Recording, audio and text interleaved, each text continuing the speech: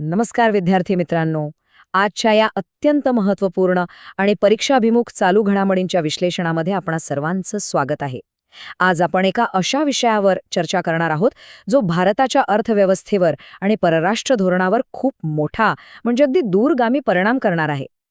आता विचार करा, एका बाजूला आपण कायम ऐकतो की चीनी गुंतवणुकीवर भारतात कडक बंदी आहे, राईट? आणि अचानक बातमी येते की भारताने चीनशी संबंधित गुंतवणुकीचे नियम चक्क शिथिल केले आहेत. आहे की नाही धक्कादायक? सो नक्कीच चाललंय काय? बंदी असताना अचानक ही परवानगी कशी आणि का मिळाली? आजच्या या विश्लेषणामध्ये आपण ह्याच मोठ्या धोरणात्मक बदलाची अगदी मुळापासून चर्चा करणार आहोत. लवकर बघून घेऊया आज आपण काय काय कव्हर करणार आहोत. सगळ्यात आधी पार्श्वभूमी म्हणजे FDI आणि प्रेस नोट 3 नक्की काय भानगड आहे. मग बघूया धोरणातील नेमके नवीन बदल. त्यानंतर सरकारने हा मोठा निर्णय का घेतला, त्याचे फायदे आणि धोके, आणि शेवटी सर्वात महत्त्वाचं म्हणजे UPSC आणि MPSC परीक्षेच्या दृष्टीने याचा कसा अभ्यास करायचा हे सगळं आपण पाहणार आहोत. चला तर मग सुरुवात करूया पहिल्या भागापासून.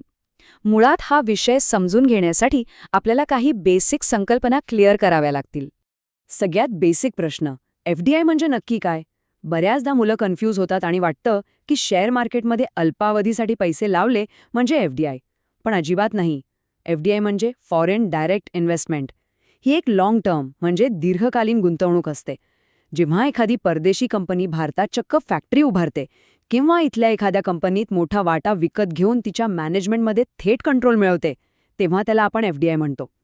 देशाच्या इन्फ्रास्ट्रक्चर आणि रोजगारासाठी हा पैसा खूप महत्त्वाचा असतो. आता थोडं फ्लॅशबॅकमध्ये जाऊया. वर्ष 2020. आपल्याला आठवत असेलच, कोविड-19मुळे अर्थव्यवस्थेला जबरदस्त फटका बसला होता. शेअर बाजारात कंपन्यांचे भाव कोसळले होते.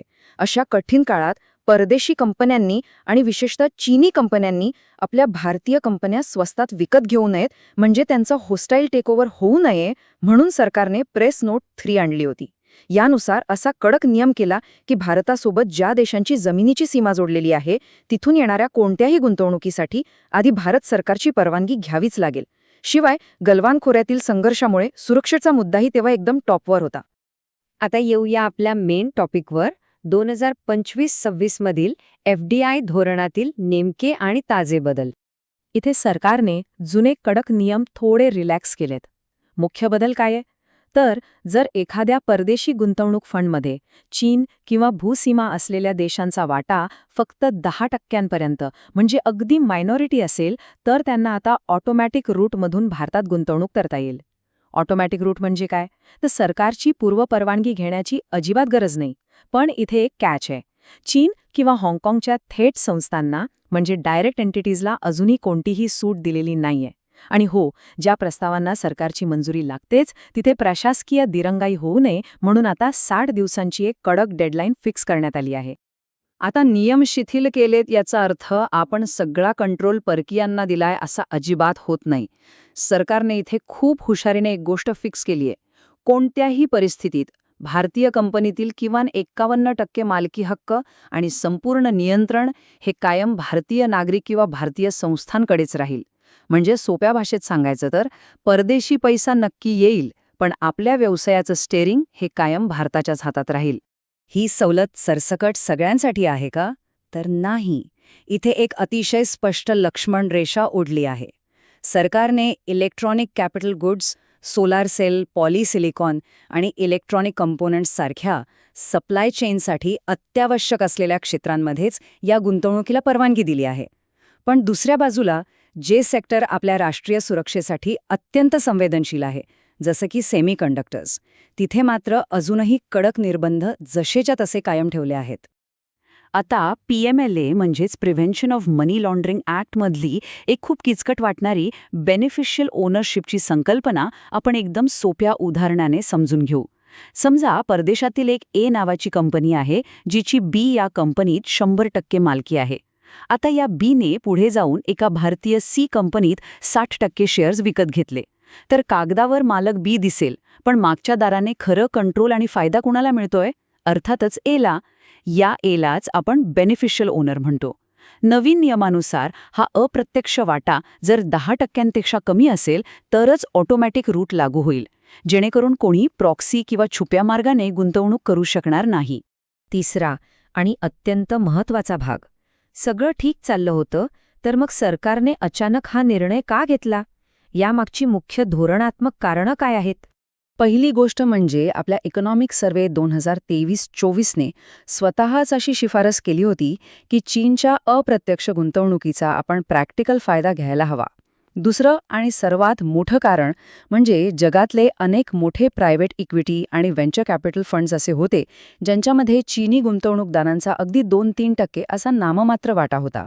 पण जुन्या प्रेस नोट 3मुळे असे अब्जावधी डॉलरचे ग्लोबल फंड्स भारतात येऊ शकत नव्हते. आपल्या टेक आणि मॅन्युफॅक्चरिंग क्षेत्राला या पैशांची खूप गरज होती. आणि हो, आंतरराष्ट्रीय पातळीवर भारत आणि चीनच्या संबंधांमध्ये थेट विमानसेवा सुरू होण्यासारखी जी थोडीफार सुधारणा आता दिसतीये, त्या डिप्लोमॅटिक घडामोडींचाही हा एक रिझल्ट असू शकतो. आता येऊयात चौथ्या भागाकडे. भविष्यातील प्रशासकीय अधिकारी म्हणून आपल्याला कोणत्याही निर्णयाचे केवळ फायदे बघून चालत नाही, तर त्याचे संभाव्य धोकेही माहीत असावे लागतात. एका बाजूला बघितलं तर या बदलामुळे नक्कीच आत्मनिर्भर भारतला बूस्ट मिळेल. जे अडकटलेलं जागतिक भांडवल होतं ते भारतात येईल आणि हायटेक सेक्टरमध्ये भरपूर रोजगार निर्माण होतील. हे झाले फायदे, पण धोके काय आहेत? तर प्रॉक्सी गुंतवणुकीचा वापर करून भारतीय कंपन्यांवर अप्रत्यक्ष नियंत्रण मिळवण्याचा प्रयत्न होऊ शकतो. देशाच्या सुरक्षेशी आपण कोणतीही तडजोड करू शकत नाही. त्यामुळे या छुप्या गुंतवणुकीवर सातत्याने बारीक लक्ष ठेवणं हे आपले इंटेलिजन्स आणि प्रशासकीय यंत्रणांसमोर एक खूप मोठं आणि गुंतागुंतीचं आव्हान असणार आहे. आणि आता तो भाग ज्याची तुम्ही वाट बघत होता, UPSC आणि MPSC परीक्षा फोकस. हा टॉपिक एक्झाममध्ये कसा विचारला जाऊ शकतो? पूर्वपरीक्षेसाठी म्हणजे प्रिलिम्ससाठी या फॅक्ट्स अगदी तोंडपाठ करून ठेवा. पहिली गोष्ट, प्रेस नोट 3 कोणत्या कायद्याच्या अंडर येते? उत्तर आहे FEMA म्हणजे foreign exchange management act. Beneficial ओनरशिपची नवीन मर्यादा किती आहे? PMLA नुसार ती 10% आहे. ही जी 60 दिवसांची मंजुरीची मुदत आहे ती सरसकट सगळ्यांना लागू आहे का? नाही, ती फक्त ठराविक मॅन्युफॅक्चरिंग क्षेत्रांनाच लागू आहे. आणि सगळ्यात महत्त्वाचं, सेमीकंडक्टर क्षेत्रावर अजूनही कडक निर्बंध आहेत. या पॉइंट्सवर हमखास मल्टिपल चॉईस क्वेश्चन्स बनू शकतात. आता मेन्सच्या दृष्टीने विचार करूया. जर यावर वर्णनात्मक प्रश्न आला तर तुमचा निष्कर्ष कसा असावा? तुम्ही तुमच्या उत्तरात हे फ्रेमवर्क आवर्जून वापरा. प्रेस नोट 3 मधील हा बदल पूर्णतः संरक्षणात्मक धोरणाकडून धोरणात्मक सहभागाकडे म्हणजे स्ट्रॅटेजिक एंगेजमेंटकडे झालेला एक व्यावहारिक बदल आहे, जो आत्मनिर्भर भारतच्या आर्थिक महत्वाकांक्षा आणि तडजोड न करता येण्यासारखी राष्ट्रीय सुरक्षा या दोघांमध्ये अचूक संतुलन साधतो. हे असं बॅलन्स्ड उत्तर लिहिलं की परीक्षकाला लगेच कळेल की तुमची या विषयावरील पकड किती मजबूत आहे. हा संपूर्ण विषय संपवता मी तुम्हाला एका अतिशय महत्त्वाच्या प्रश्नासोबत सोडून जातोय.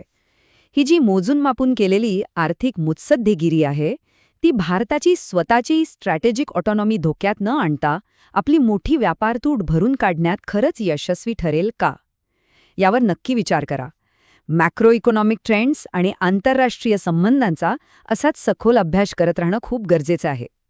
मला खात्री आहे की आजच्या या विश्लेषणामधून हा क्लिष्ट विषय तुम्हाला अगदी उत्तम प्रकारे समजला असेल. अभ्यास करत रहा आणि नेहमी अपडेटेड रहा.